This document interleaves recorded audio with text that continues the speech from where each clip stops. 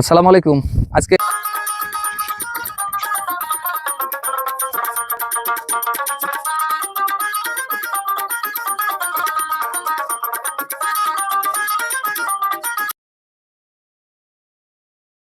আমার সেই মাঠ ফসল জমিতে আসছি আমরা। আলহামদুলিল্লাহ আমার জমির হাল শেষ সীমানা। আর এই যে আমরা এখন এই জমিতে যেটা লক্ষ্য করে দেখেন, এটাতে আমরা এটা হলো লাগাইছি হচ্ছে যে রসুন। আর রসুনের মাঝে এই যে এই পাশ দিয়ে এটা লাগানো আছে হলো এই এটা হলো আপনার ভুট্টা গাছ লাগাইছি। হ্যাঁ, ভুট্টা এটা রসুন। এই যে ভুট্টা রসুন থেকে ফাঁক দিয়ে দেখেন 1 2 3 4, এই 4 লাইন পরে এই যে লক্ষ্য করে দেখেন, এই যে 4 লাইন পরে যায় আবার ভুট্টা দিছি আমরা বরাবর। এই যে ভুট্টার গাছ, এই যে লাইনটা আরেকটা ভুট্টা।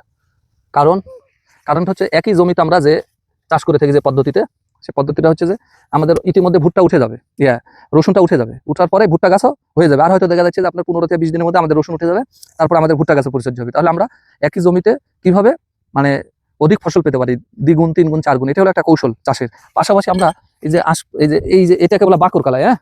আমরা বাঁকুর কালাইও মাঝে মাঝে দেওয়া ছিল, গাছগুলো ওই সময় নষ্ট হয়ে গেছে, ভালো উঠে নাই। যাই হোক, আমাদের এই যে ভুট্টা গাছ আর এগুলো হচ্ছে আমাদের সেই রসুন ক্ষেত, এবং রসুনের ভিতরে কিন্তু আমরা এই যে ভুট্টা গাছ লাগাইছি। আলহামদুলিল্লাহ দারুণ গাছ হয়েছে যে ভুট্টা গাছ, লক্ষ্য করে দেখেন। এবং আমরা সেচ দেওয়া হয়েছে পানি, মাটি খুব নরম, সেচ দেওয়া হয়েছে এখানে গোটাটাই, এই জমিটা গোটাটাই ভেদে দেওয়া আছে। পাশাপাশি এই যে এখানে পানি পানি এখানে ছিল, পানির পাইপের লাইনে থাকার কারণে এই জায়গাটা আপনার হয়েছে, ওই পানিটা লেওয়াল হয়ে চলে গেছে, গর্ত হয়ে গেছে। আর আমরা এই যে জমিতে দেখেন আতি যাওয়া কিছু হয়েছে, এই যে লাল লাল লাল শাক বলা হয় এটাই আমাদের পাউশের সাথে চলে আসছে। আমরা লাল শাক চাষ করি, তো যেহেতু বাড়িতে ঝাঁকা দেওয়ার পরে যে পাউশ হয়, সে পাউশগুলো জমিতে দেওয়া ছিল, যার কারণে এই যে লাল শাকগুলো হয়ে গেছে এখানে অটোমেটিকলি। রাতি যাওয়া লাল শাক, ওই যে সবুজ শাক, এটা আমরা আবার বুনবো। যার এটা উঠে গেলে আর ভিতরে আবার আমরা বুনে দিব সবুজ শাক বা লাল শাক। এটা শাকের খুব চাহিদা পূরণ করে। এটা আমাদের হলো রসুন ক্ষেত।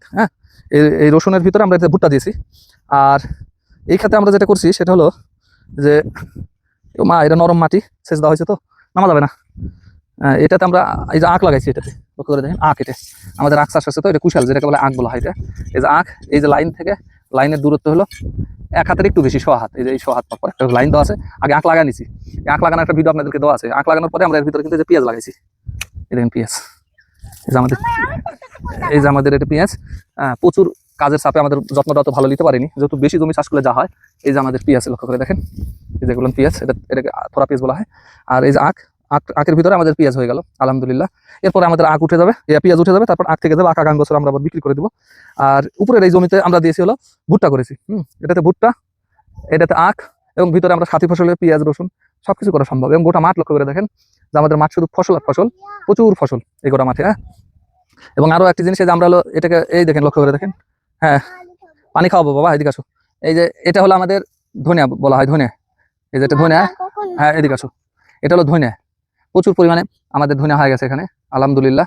এবং আমাদের এই যে পুরো এই লাইনটা আমরা ধনিয়া বুনে দিচ্ছি, একটু ছায়াযুক্ত জায়গা আছে পুরোটা। এই যে এগুলো সব ধনিয়া গাছ, এগুলো ধনিয়া হয়ে গেছে, এগুলো ধনিয়া বোনা ছিল। এটা যে ধনিয়ার অলরেডি হয়েছে আপনার, এই যে ধনিয়ার ফল চলে আসছে। ধনিয়া প্রতি বছরই বুনি। এর আগে একবার আমার পেয়ারা বাগানে প্রায় 30 বিঘা জমি পেয়ারা লাগাই দিয়ে পুরাটা ধনিয়া করেছিলাম আলহামদুলিল্লাহ, খুব ভালো ধনিয়া হয়েছিল। যাই হোক, চলো বাবা, তোমার তো তৃষ্ণা লেগে গেছে। এই যে আমরা পেঁয়াজও তুলে নিয়ে নিলাম।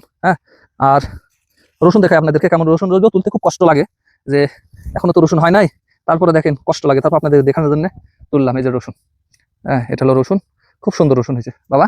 রসুনটা কেমন হয়েছে? ভালো হয়েছে। তাই খুব কষ্ট লাগে রসুন তুলতে, তারপর একটা তুলে নিলাম আপনাদের দেখানোর স্বার্থে। তুলে নিয়ে যখন ব্যাগে করে কটা নিয়ে যাই, বাসে খাওয়া হবে ইনশাল্লাহ। তো আপনাদের সবার সুস্বাস্থ্য দীর্ঘ কামনা করি। ও আরো একটা জিনিস দেখাই, দেখেন আমাদের জমির পাশ দিয়ে যেটা, এই যে জমির আল ঘিসে কিন্তু আমরা এই ধনেগুলো বুনে দিয়েছি, দেখেন লক্ষ্য করে পুরোটাই দেখেন একটা লম্বা লম্বি। তাহলে আমরা একই জমিতে দেখেন আমরা এখানে ভুট্টা করলাম, তারপরে আপনার ভুট্টা ভিতরে লাগানো আছে, তারপরে দেখেন এই যে রসুন করেছি, এই যে রসুন। আর আল দিয়ে যেহেতু ঘাস হয়ে যায়, আলের উপর দিয়ে যে আপনার ধনিয়া বুনে দিয়েছি বরাবর, দেখেন ধনিয়া সুন্দর করে দেখা হয়। এই যে এখান থেকে সুন্দর করে লম্বা করে দেখা ধনিয়াটা দেখেন, সুন্দর করে দেখেন ধনিয়া করা আছে এখানে, প্রচুর ধনিয়া হয়ে যাবে আলহামদুলিল্লাহ। আমরা এরকম ভাবে জমির কোনো জায়গায় ফেলা রাখি না, যার কারণে ভিডিওগুলো দেওয়ার অর্থ হয়ে যায় কৃষি করতে গেলে একটু চিন্তা ভাবনা করে যদি আমরা করি, আলহামদুলিল্লাহ সেখান থেকে খুব ভালো লাভ আশা করা যায়। শুধু এক ফসল করলে কখনোই লাভবান হওয়া সম্ভব না। যাই হোক, আজকের মতো এখানে থেকে সবার কাছ থেকে বিদায়। সবার আমাদের চ্যানেলটি লাইক সাবস্ক্রাইব করে আমাদের সাথে যুক্ত থাকবেন, এবং আমরা আমাদের সকল পণ্যই আমরা অনলাইনে সেল দিয়ে থাকি। সবার সুস্বাস্থ্য দীর্ঘ কামনা করি। আসসালামু আলাইকুম।